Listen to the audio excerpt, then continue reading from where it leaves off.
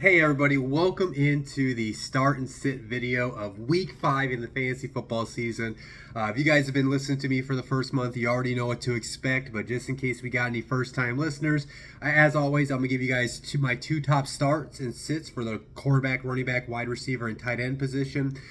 These are names that you might consider for your daily fantasy lineups as well. I always like to preface that at the beginning of my videos, especially when I do mention some of these top names to sit where, I'm not saying you should sit them in a redraft league. Just temper your expectations, especially some of these names I'm going to talk about this week. But some of these names I would avoid them putting into your daily fantasy lineups for those that do play.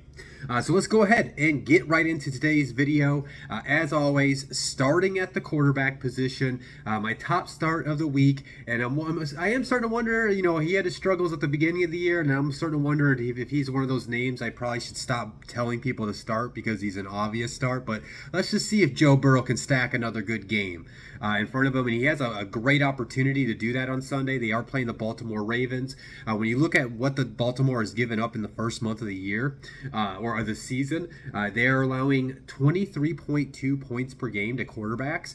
That is the fourth most allowed across the NFL. So Joe's got a great matchup, and what's great too is since he's playing the Ravens, we kind of have some data points on how he has done in the past. I only looked at last year's game. I didn't dive into his first game against them a couple years ago. But when you look at what he did last year in 2 games against Baltimore, he had 941 yards and 7 touchdowns and an interception. In 2 games, he almost went over 1,000 yards, and he almost had 8 touchdowns. So, yeah, not only you want to make sure Joe Burrow's in your lineup, but if you play daily fantasy, this is the guy I'm thinking you want to play at that quarterback position.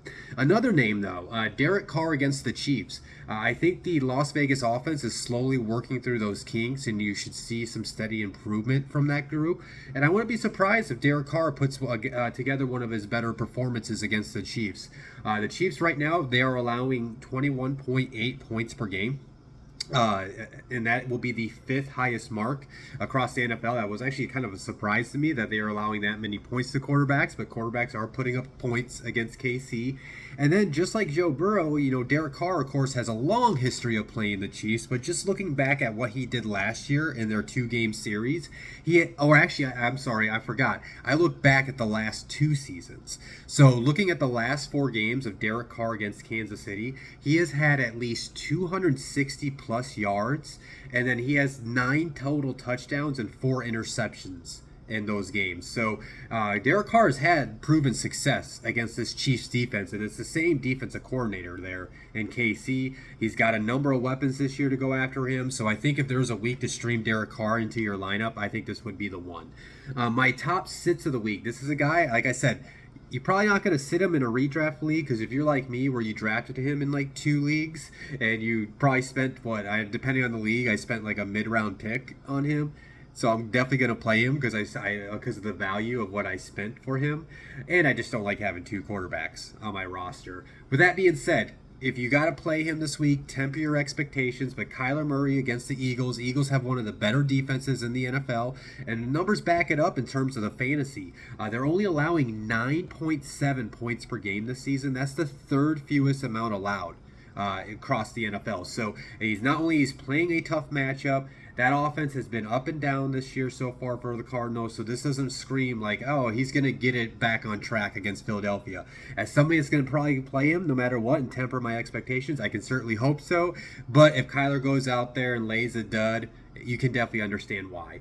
My other sit, I'm going with Matthew Stafford against the Dallas Cowboys. The Cowboys have allowed only 12 points per game to quarterbacks so far this season. That's the 6th fewest amount across the NFL. And then when you look at what the 49ers defense did to the Rams this past week, where they got so much pressure, immediate pressure on Matthew Stafford, go back to the previous Monday night game when the Cowboys did that to the Giants. Cowboys got a legit defensive front that can get after the quarterback, and I can definitely see that happening again to Stafford. So if you can afford to leave him on your bench and maybe stream like a Derek Carr, I would definitely do that this week. So again, my top starts at the quarterback position.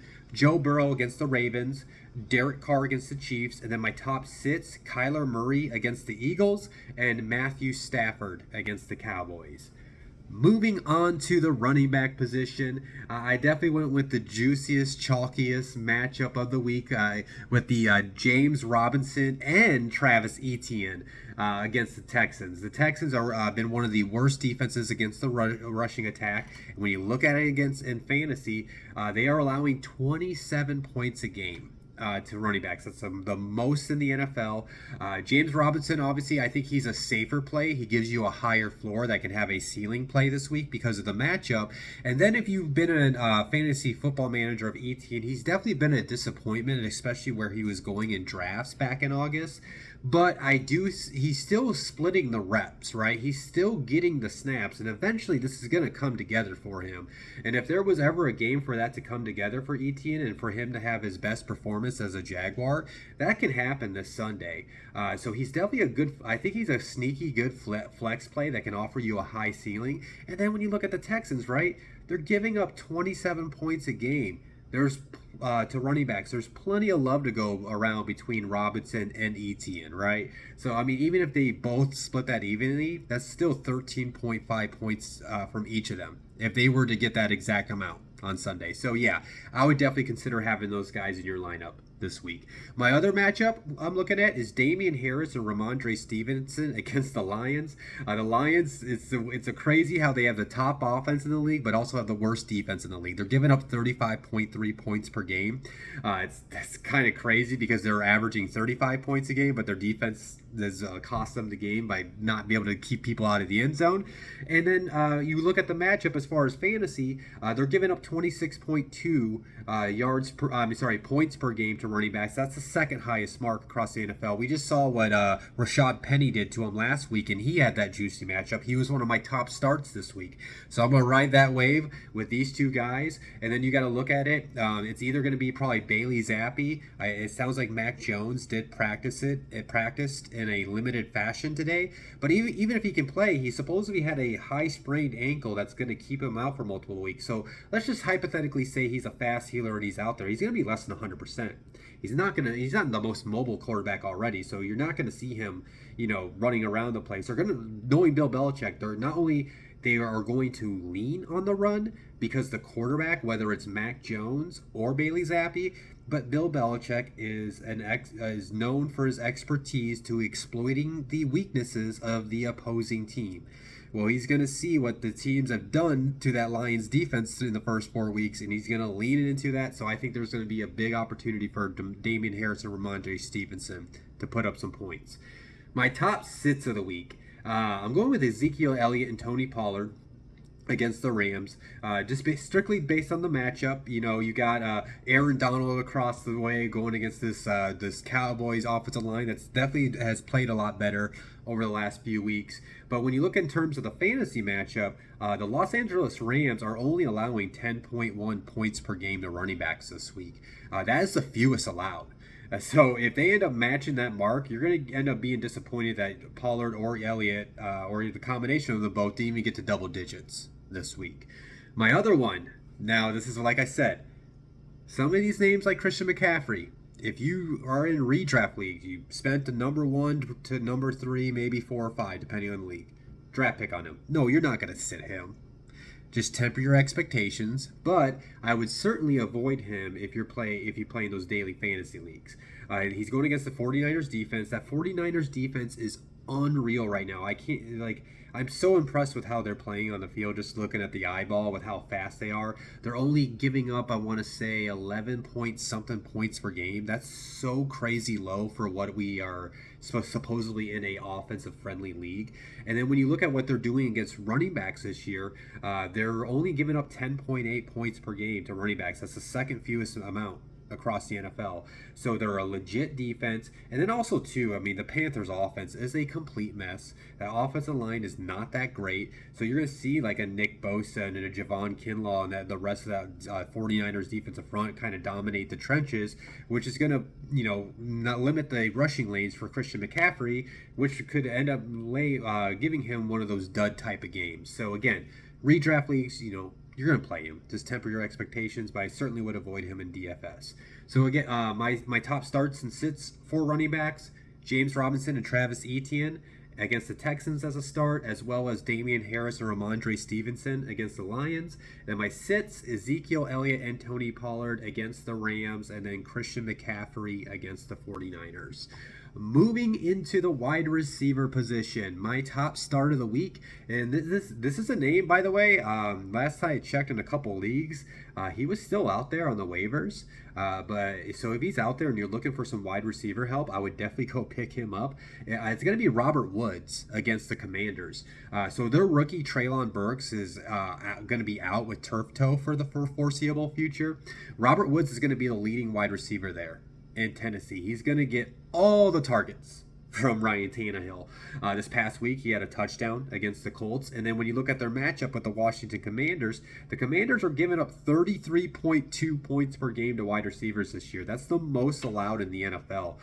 So when you look at that, there's not that many other like legit wide receivers. There's good complementary role players there in Tennessee, but other than that, Robert Woods with Treylon Burks out of the lineup is not only going to see all those targets, but man, if he can get a majority of the share of the points that Washington's been giving up to wide receivers this year, you're talking about a huge game out of him this week. I think he not only has a ceiling because of like the volume of opportunity along with the matchup, but he gives you that high floor because you know he's going to at least get the amount of targets that you need, that he can get you, where he can get you at least a baseline of points.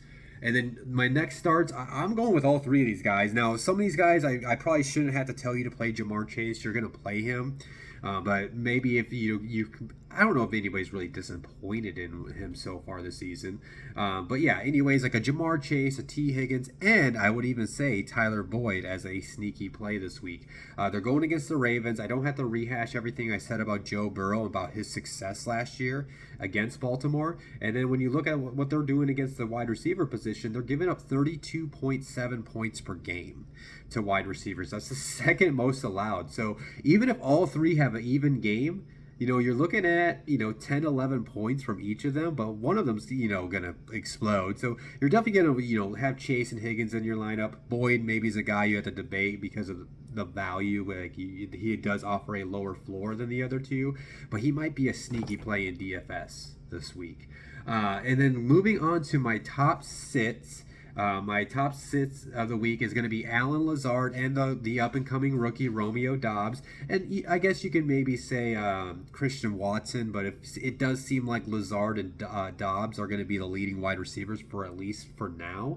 I do expect Watson will have more of an impact and have more of a larger role as we go through the season. But when we're looking at this week, they're guys I would definitely avoid. They're going against the Giants this week. The Giants allow only 14.2 points per game to wide receivers this year. I was honestly kind of surprised by that number, to say the least. That's the second fewest amount in the NFL. And then when I look at this too, it's a London game, so those always get weird, right? And I don't know. I just see the Packers blowing out the Giants. So if that were to happen, they go up like, I don't know, it's like a 24-7 game in the third quarter. Well, guess what the Packers are going to do? They're going to just hand the ball off to Aaron Jones and A.J. Dillon as much as they can to kill clock and play the lead. So that means Lazard and Doubs would actually get game scripted out of this matchup where they're not even seeing the opportunity to maybe even get you a touchdown. So if you got one of those guys, I think this is the week to leave them on your bench.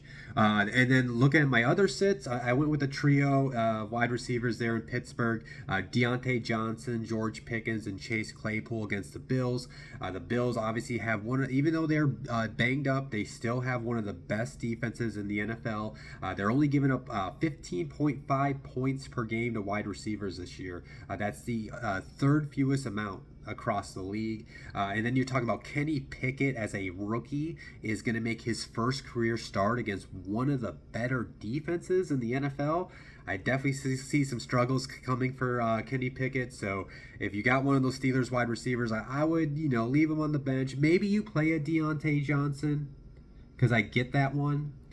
Just would temper my expectations if you end up doing that.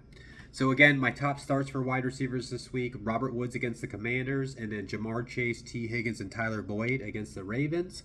My sits: Alan Lazard and Romeo Doubs, and maybe I should have threw Christian Watson on there against the Giants, and then Deontay Johnson, George Pickens, and Chase Claypool against the Bills. Moving into my top starts at the tight end position before I wrap this up, my top start of the week is Dallas Goedert against those Cardinals. The Cardinals traditionally have been one of the teams that you could always stream a tight end against in fantasy football. I don't know why. It just seems like every year when I do these starts and sits, it seems like I'm always telling people to play tight ends against the Cardinals. This year so far, they're allowing 13.0 points per game to tight ends. That's the second highest mark across the NFL. So again, history says it. The data from this year says it. If you got Dallas Goedert, I think he's going to get one of his ceiling games on Sunday. And another guy, speaking of a guy that just had a ceiling game, is going to be TJ Hawkinson against the Patriots. The Patriots are allowing 11.6 points per game to tight ends this year. That's the fifth highest mark across the league. And then when you look at it, more than likely, Deandre Swift's going to be out this week. I mean, Dan Campbell basically said that he was going to hold him out last week for these 2 weeks because the Lions are on a bye next week. So it makes sense if a guy's banged up, get to the bye week and then come out healthy. And Amon-Ra St. Brown did not practice today. Now these Lions probably need to start winning some games, but I just could see them resting Amon-Ra for this week, and let him come back healthy like DeAndre Swift after their bye week. So with that being said, look how many targets Hawkinson got last week and what he did with that. So he's going to get those targets again this week, more than likely. And then he's got a matchup against a team that's been giving up some points to that tight end position. So if you got him, definitely keep him in the lineup going forward. And then my top sits of the week, I'm going to go with Dalton Schultz against the Rams. The Rams are only giving up 2.5 points per game to tight ends. So we're 4 games in. And the tight ends have only managed to do, what would that be? 2, 4, 6, 8, 9, 10. No, not 10. Yeah, 10 points a game, or 11 points a game. 11 points total in 4 games. That's kind of wild, right? So, yeah, if there was a week I would avoid playing him, this would be the week. And then same thing with Pat Freiermuth against the Bills. Everything I said about George Pickens, Deontay Johnson, and Chase Claypool applies to Pat Freiermuth against the Bills. You got a rookie quarterback going against one of the better defenses. And then when you look at the numbers, they're only allowing 2.6 points per game to tight ends this year, which is the third fewest amount across the NFL. So for those reasons, I would avoid Pat Freiermuth. So my top starts: Dallas Goedert against the Cardinals, TJ Hawkinson against the Patriots. My sits: Dalton Schultz against the Rams, and then Pat Freiermuth against the Bills. So yeah, that is this week's start sit video. As always, if you did enjoy the video, hit the like button. If you have not subscribed to my channel yet, please hit the subscribe button so you know when these episodes are uploaded to the channel. And then, as always, guys, if you have any questions about your lineups, who you think you should start or sit, get in my comment section. I'll reply to the comment. You can slide into a DM if you follow me on any of my socials. And then, as always, if you got my number, shoot me a text and I'll get right back to you. With that being said, I'm getting out of here. I'll be back next week on Tuesday night for my top waiver wires and streamable defenses. If you haven't seen this latest episode, go back and watch that. I'll talk to you guys then. Peace out.